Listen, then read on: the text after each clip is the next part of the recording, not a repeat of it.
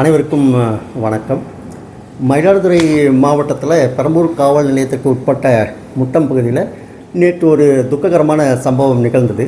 2 இளைஞர்கள் கொலை செய்யப்பட்டார்கள். இந்த தகவல் கிடைத்தவுடனே நான் உட்பட போலீஸ் ஆளுநர்கள், அதிகாரிகள் எல்லாருமே சம்பவ இடத்திற்கு விரைந்து சென்றோம். புலன் விசாரணையை மேற்கொண்டோம்.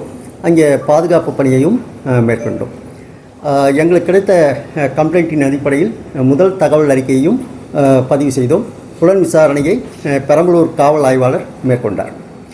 எதிரிகளை பிடிப்பதற்காக 3 தனிப்படைகள் அமைக்கப்பட்டன. நைட்டு ஃபுல்லாகவுமே அப்போ இருந்து நாங்கள் இமீடியட்டாக ஆப்ரேஷன் ஆரம்பிச்சிட்டோம். 3 எதிரிகள் கைது செய்யப்பட்டார்கள்.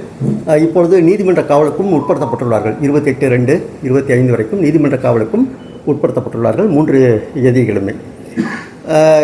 இந்த விசாரணை இப்படி போயிட்டுருக்கிற டைமில் சில தகவல்கள், அதாவது அக்யூஸ்டுகள் எதிரிகள் சாராய விற்பனை செய்து வந்ததை தடுத்ததால் தான் இந்த மரணங்கள் நிகழ்ந்துள்ளன என்று சில தகவல்கள் கிடைக்கப்பட்டன. நாங்கள் அந்த ஆங்கிலையும் நாங்கள் புலன் விசாரணை மேற்கொண்டு தான் வருகின்றோம். எங்களுக்கு கிடைத்த எல்லா தகவலுக்கும் இப்போ இன்வெஸ்டிகேஷன் இஸ் கெப்ட் ஓப்பன் தான், இன்னுமே முடியல. புலன் விசாரணை மேல் புலன் விசாரணை போயிட்டு தான் இருக்குது. எங்களுக்கு என்ன தகவல்கள் வருதோ எல்லாத்தையுமே நாங்கள் கூர்ந்து ஆய்வு செய்து புலன் விசாரணை மேற்கொண்டு தான் வருகின்றோம். சப்போஸ் இதே வழக்கில் இன்னுமே பல எதிரிகள் சம்மந்தப்பட்டிருக்கார்கள் அப்படின்னு தெரிய வந்துச்சுனாக்கா அவங்க மேலேயும் கட்டாயமாக நாங்கள் நடவடிக்கை எடுப்போம்.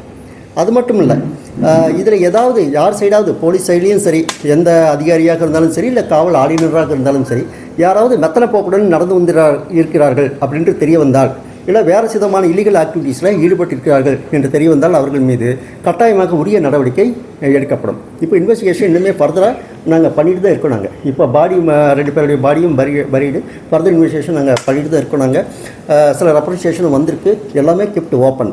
நாங்கள் முறையான நடவடிக்கை, சட்டத்திட்டங்களுக்கு உட்பட்டு கட்டாயமாக நியாயமான நடவடிக்கை எடுக்கப்படும். அந்த லீகல் கன்க்ளூஷன், லாஜிக்கல் கன்க்ளூஷன் அப்படின்னு சொல்லுவாங்க. எந்த எதிரியுமே தப்பிவிட முடியாது. கண்டிப்பாக அவர்களுக்கு தண்டனை பெற்றுத் தருவதற்குண்டான அனைத்து